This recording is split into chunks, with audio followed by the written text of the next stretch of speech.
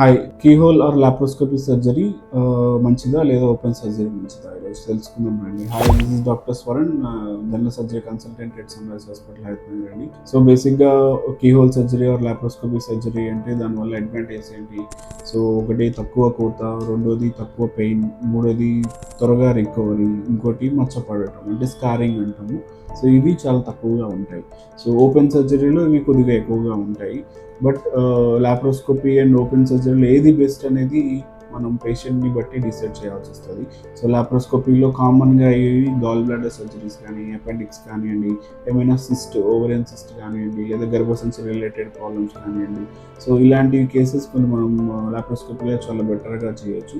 So but అన్ని cases laparoscopy చేయడం కుదరదు. సో బేస్డ్ ఆన్ ఒకవేళ ఇన్ఫెక్షన్ లోపల ఎక్కువగా ఉంది, లేదు అనాటమీ అంటే లోపల ఉండాల్సిన విధంగా స్ట్రక్చర్స్ లేకపోవడం, సో ఇలాంటి పరిస్థితుల్లో మనం ఓపెన్ కూడా సూటబుల్ ఉంటుంది. సో మనకి ఏ సర్జరీ బెస్ట్ అనేది పేషెంట్ని బట్టి మనం డిసైడ్ చేసుకోవాల్సి వస్తుంది.